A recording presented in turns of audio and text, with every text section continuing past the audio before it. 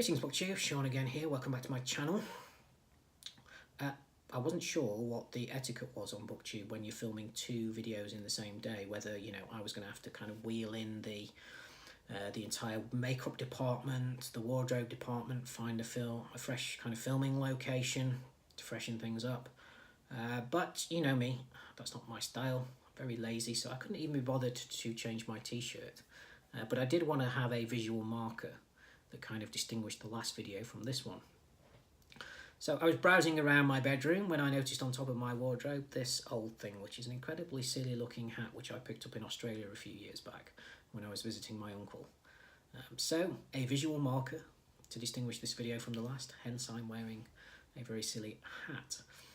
This is going to be a tag video. I was tagged by Mandy over at Audiobook Adventures, and go and check out her channel. I will link the video down below that she tagged me in. It's the BookTube For Beginners Tag.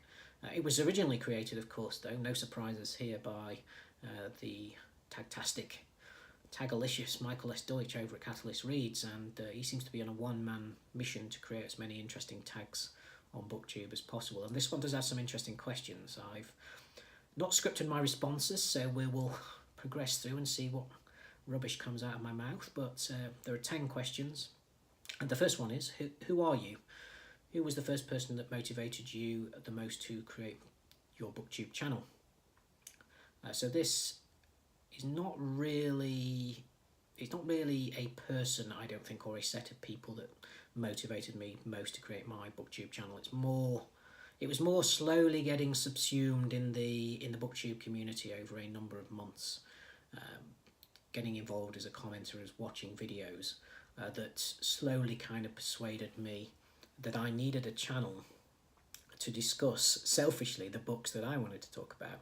And I think, you know, BookTube as a viewer is fine, but, you know, you're always going to be limited to the books that other people want to talk about, and that's not necessarily going to overlap all the time with what you're interested in. And I wanted to have a platform to be able to discuss some of the books that don't get a lot of coverage on BookTube. I read a lot of nature books as well, and don't see many people talking about those. And I wanted to not only discuss them, but also promote some of the books that I really enjoy that don't get a lot of airtime here on BookTube. So that was kind of the motivation. The other big motivation, I suppose, at the time, although I've not been particularly successful in this, was readathons, and a feeling that I perhaps wasn't as involved with some of these big community readathons as I could be if I had a channel, and, you know, being able to do TBRs and report back on what you're doing, or even reading vlogs during a readathon, was something that kind of attracted me to set up the channel. Question 2, what's this? What were some of the first channels on BookTube that you watched? Well, kind of embarrassingly, when I first read about BookTube, I read about it on a blog somewhere, and I didn't realise it was the bookish part of YouTube. I just assumed that it was a separate website, you know. So I was expecting to go to, you know, booktube.com or something and check out some videos on there. But it soon, once I started Googling it, I started landing on these YouTube channels of some of the big booktubers. And then I was there for a good few weeks, sort of just dipping in and out and not really taking the time to investigate BookTube more thoroughly, and therefore I started to get a bit disenchanted with the entire experience after a few weeks, because there was a lot of kind of, you know, YA discussion, which is not my thing. You know, it's fine if it's other people's bag, but it's not mine. And I just by chance thought one day, you know, I'm going to do a little bit more investigation. I had a bit more time, and I started, you know, searching in YouTube for some fantasy books that I was interested in. And I started uncovering these smaller fantasy channels, big compared to me. So the likes of, you know, SFF 180 Thomas, Final Blow Joe, Kitty G, channels like this started coming up, and I started subscribing to them, and that kind of opened up the BookTube world to an extent, because through them I started to become more aware of more channels that were focused on literary fiction and new releases, the likes of Simon over Savage Reads, Mercy at Mercy's Bookish Musings, Lauren and the Books. So these kind of British-based booktubers that were reading new releases and literary fiction, and from there, that was another gateway out into the smaller BookTube channels. And they can take some finding. The channels that you really love, the channels that you really click with. A lot of the best booktubing, in my view, just from my own personal taste, happens around the periphery of BookTube. And happens away from the spotlights and the glare of the attention that the bigger booktubers get.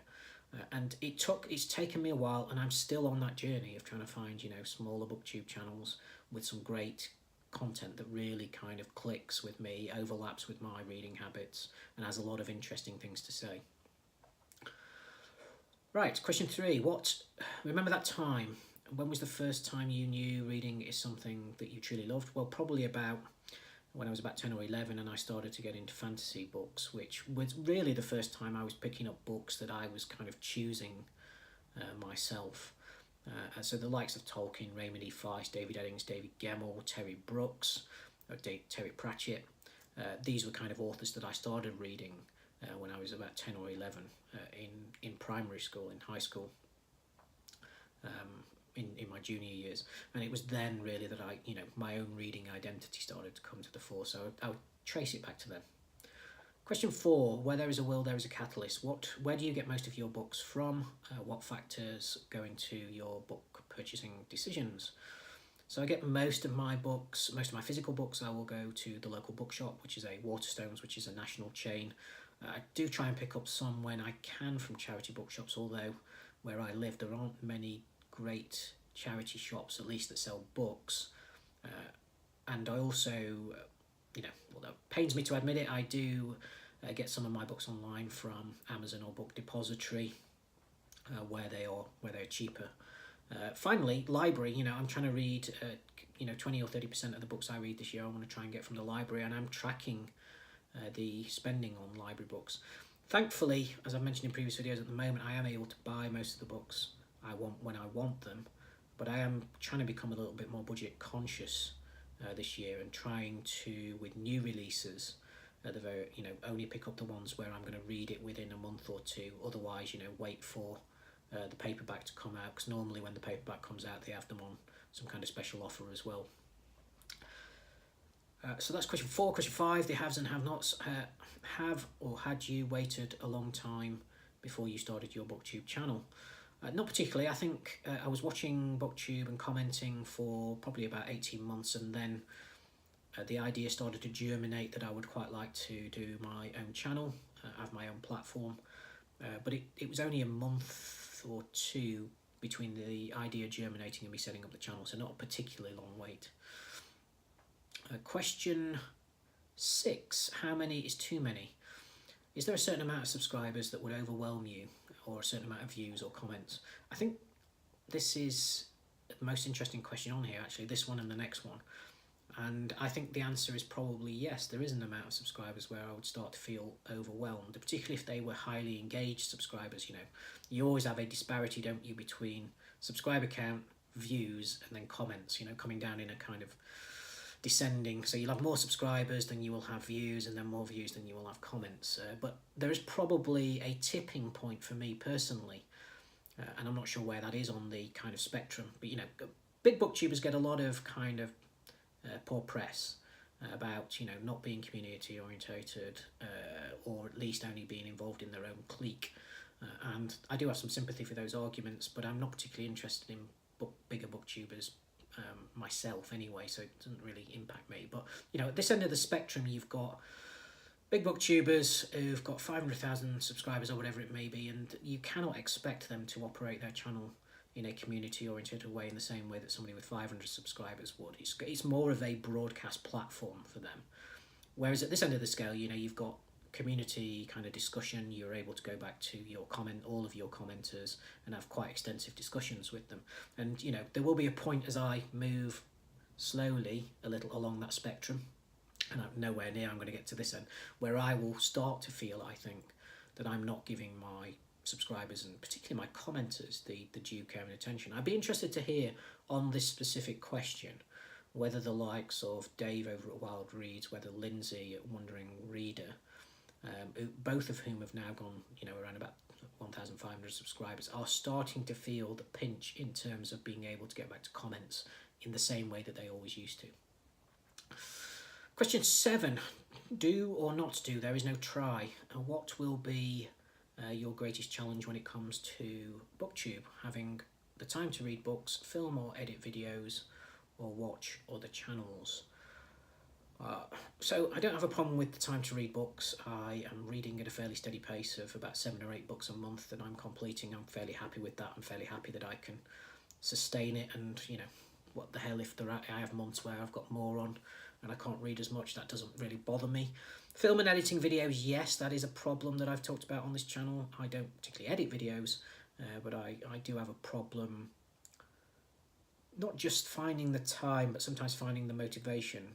Ironically, particularly if I'm buried in a good book, I'd much prefer to sit down and carry on reading through that than having to get up and go and sit in front of the camera and then talk about a load of bookish things. But so that is a problem for me, and I think Steve Partridge mentioned this in a video the other day, that I do have to be in the right mood to film a video. If I'm not feeling it, I can't do it.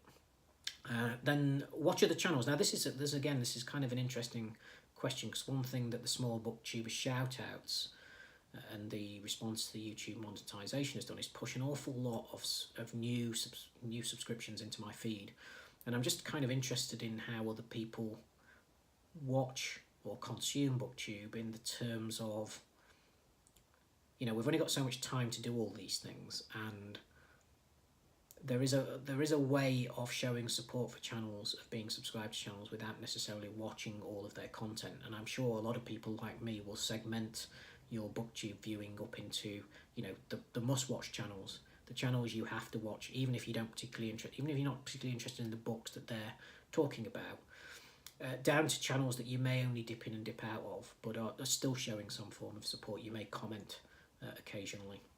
And I think that's fine, people only have so much time. It'd be interesting to know whether there's anybody out there who watches all of their subs all of the time. I suspect that's rare, but let's wait to see if anybody says that in the comments. And maybe more common than I think.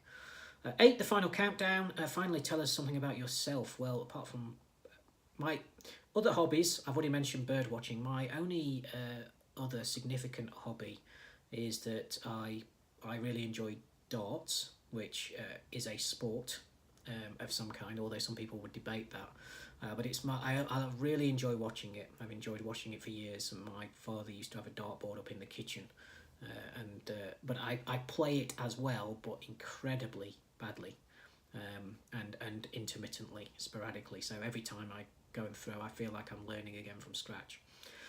9, make me your selection.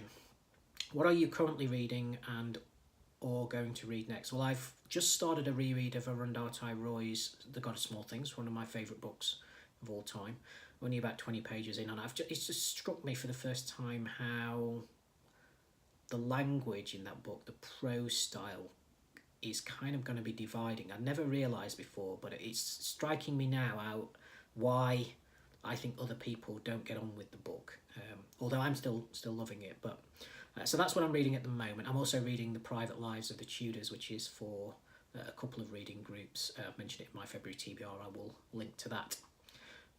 The real final countdown, number 10, who do you tag? Well, I never tag people in these videos. I would just say, if you find these questions interesting, go away and do the tag yourself, and let me know that you've done it in the comments, and I will go and check out your video. Other than that, I will see you in the next video. Take care of yourselves. Bye now.